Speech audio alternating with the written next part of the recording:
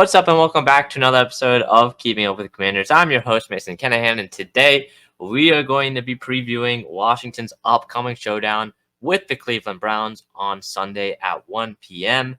It's a big game. It's a big game for Washington, for the Washington fan base, and pretty much just the trajectory of where this Washington team is going. Because, not many people, including myself, expected them to be 3-1 at this point in the season, and now potentially a game that is definitely winnable from Washington's point of view. They are favored. They are at home, coming back from a 2-game road trip where they beat both teams while they were underdogs in both games. So there'll be a lot of energy at Northwest Stadium on Sunday.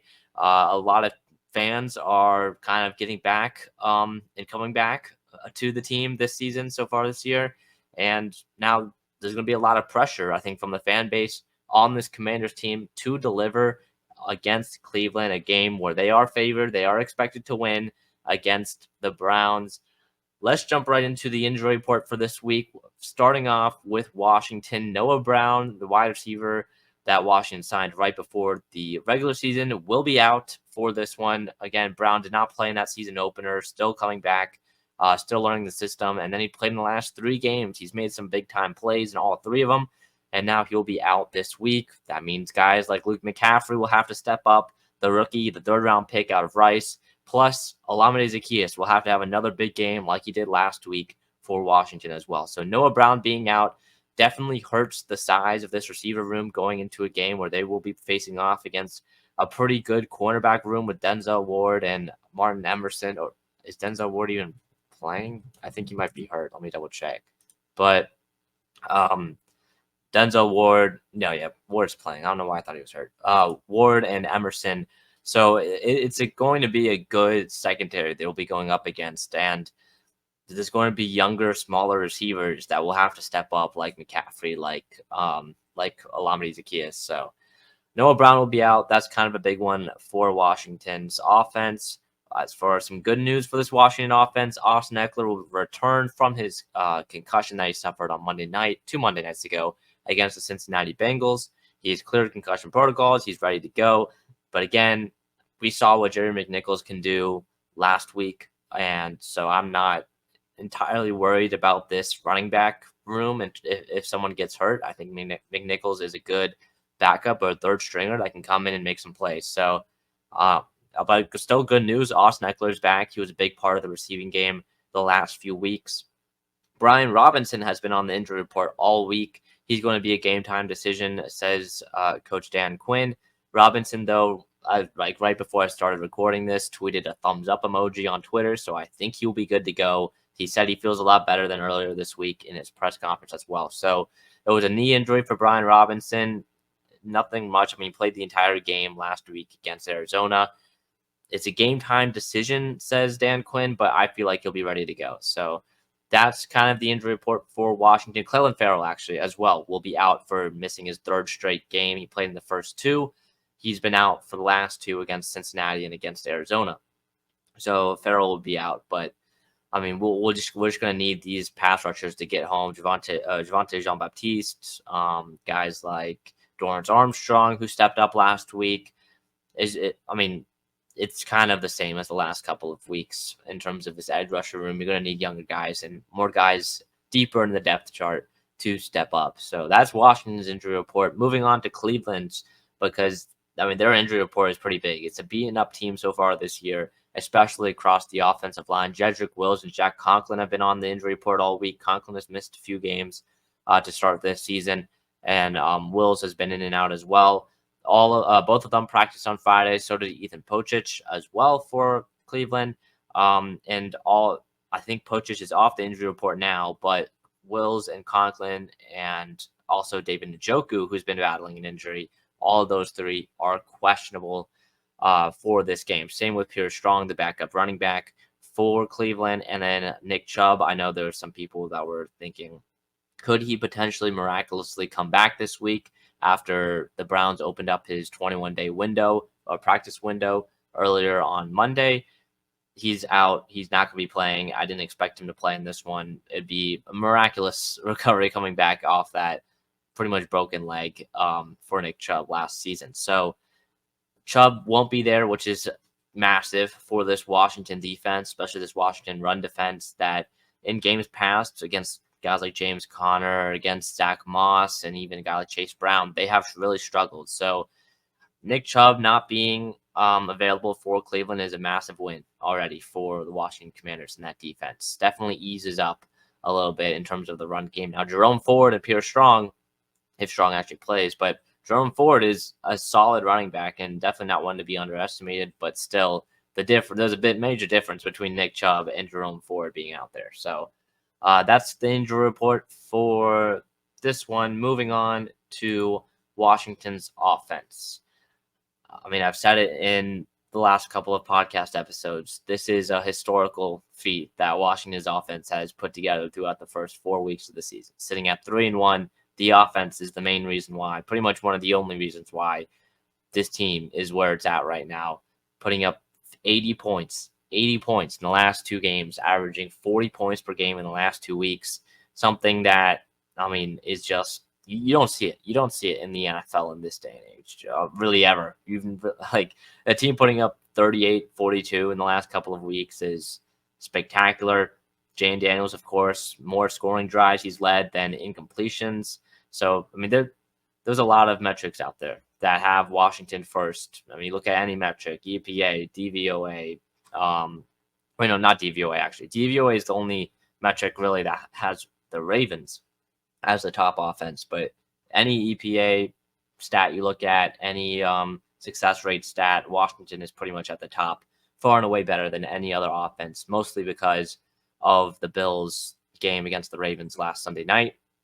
Kind of made it so that Washington offense is pretty much miles ahead of everyone else. So Cliff Kingsbury, I've mentioned him many times, he's done an incredible job. I did not expect this out of Cliff, definitely to not this extent. I thought this Washington offense could be better than most people think right out of the gate, but I definitely did not expect them to be far and away the best offense in the league. So props to Cliff, props to Anthony Lynn, Brian Johnson, the guys that kind of put together this offense throughout the last few weeks, and all 3 of them coming in from different places in their careers this past offseason. So major props to those guys, and even guys like Bobby Johnson on that offensive line. I've been a big-time Bobby Johnson hater the last few years. I thought he was one of the worst offensive line coaches, if not the worst offensive line coach in the league.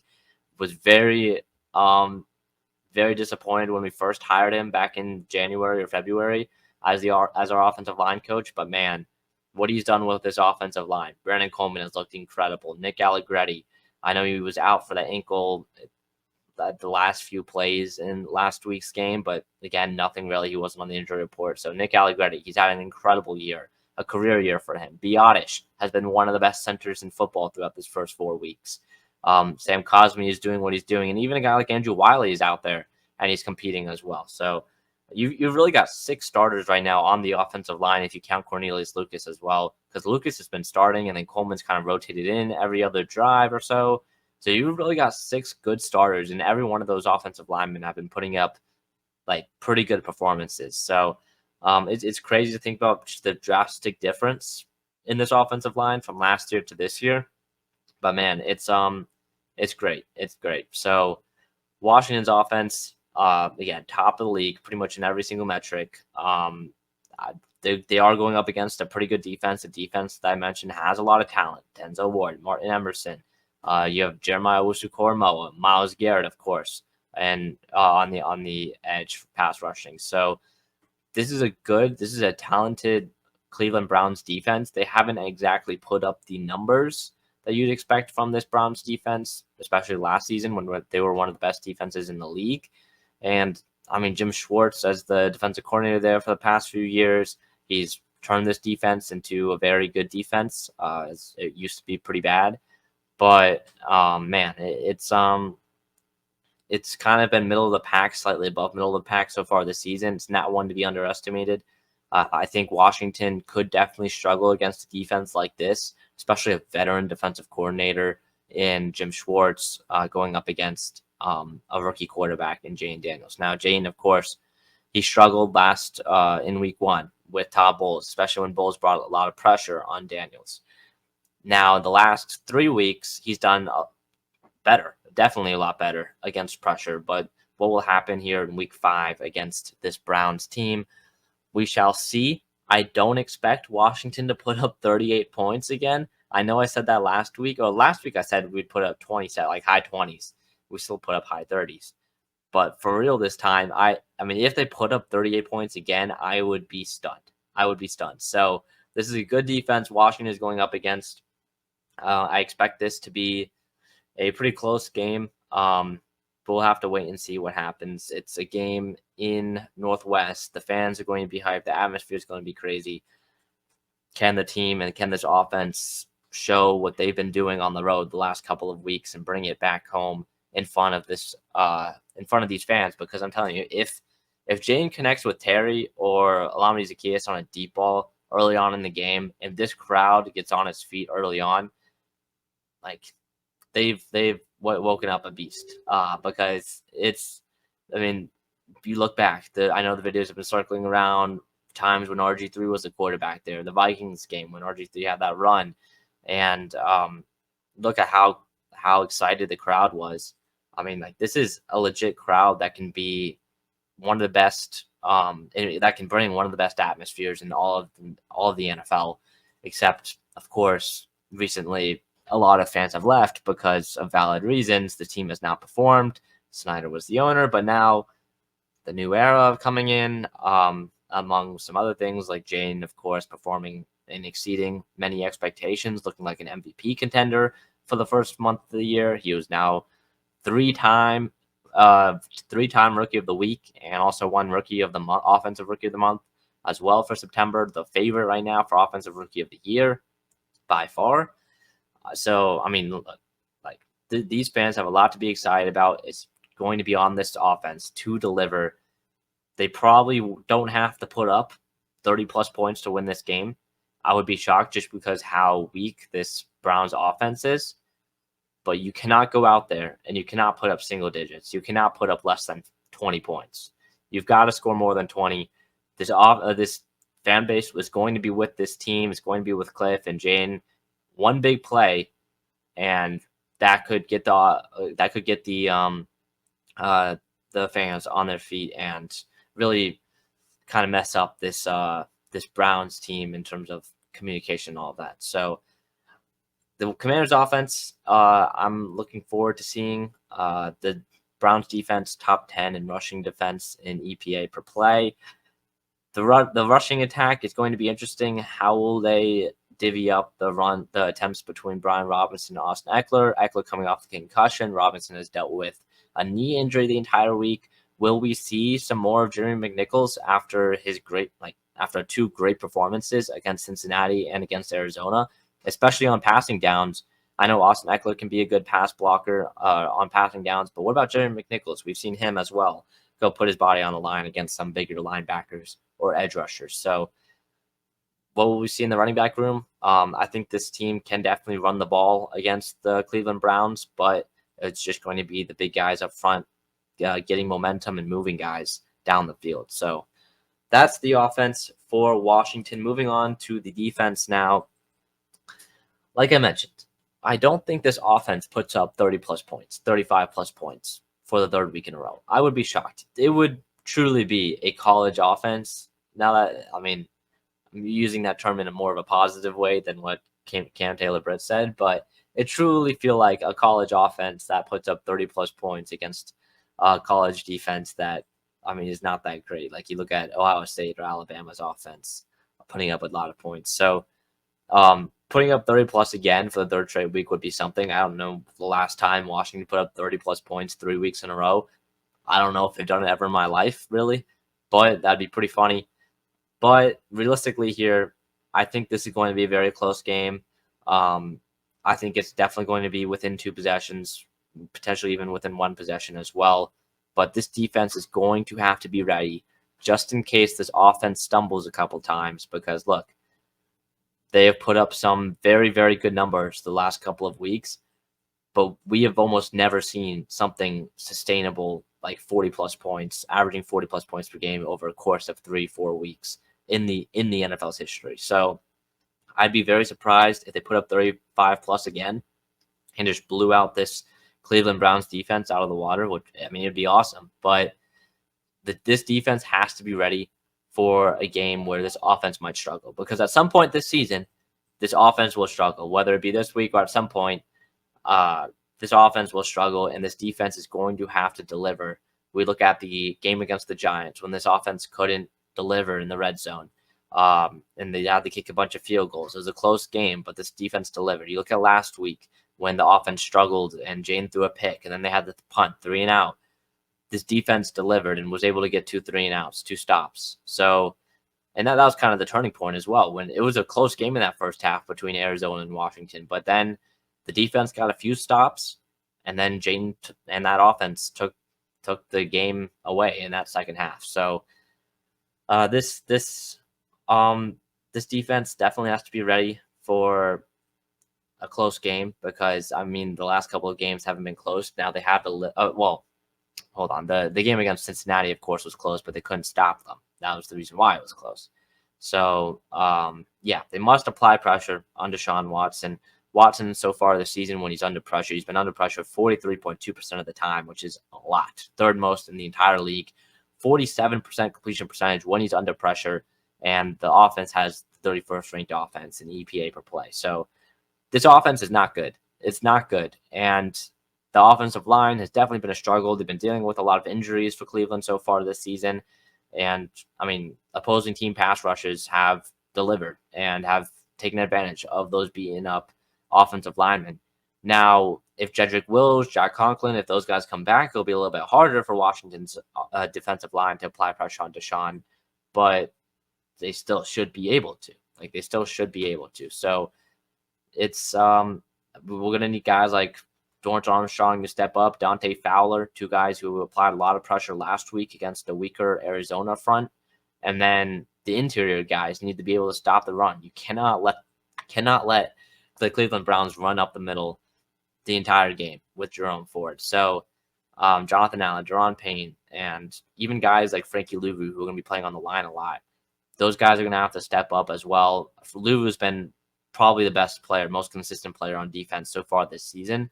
And you're going to need another good game from him today. So that's kind of my thoughts, or not today, but on Sunday. So that's kind of my thoughts on the Commanders' defense against the Cleveland offense. Some last few notes here before I give my final score prediction.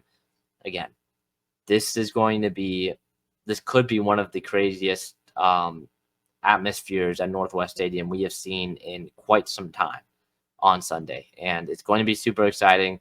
I don't know. I feel like this offense has to, if they get to a fast start, I don't know if Cleveland's going to be able to recover. So I think if Jayden Daniels and this offense lead a big time drive to open up the game, long scoring drive, just take time off the clock, score, put up 7-0, and it's like a 7-8 minute drive. This crowd's going to be on his feet. Also, if there's a big play, like Jayden runs for 40, 50 yards, this crowd's going to be on his feet. So, I mean, I don't know if they announced if it's sold out or not yet, but there's going to be a lot of fans there, a lot of Washington fans there. I mean, I even know some people that bought tickets just this week to go to that game because of what they've seen from Jayden Daniels the last couple of weeks. It's going to be a fun one. Final score prediction here. Washington 24, Cleveland 20. No, not 20. I'll go with Cleveland 17. 24-17. Washington wins, improves to 4-1. I'd be shocked. Like I said, I'd be shocked if Washington's offense puts up 30 plus points again. So maybe they put up a little bit more than 24, but 24-17.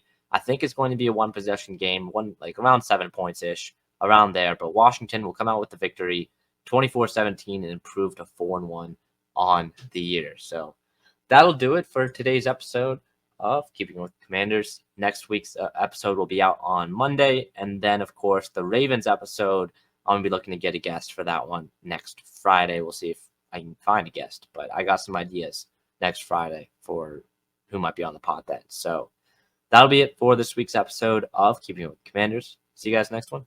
Peace.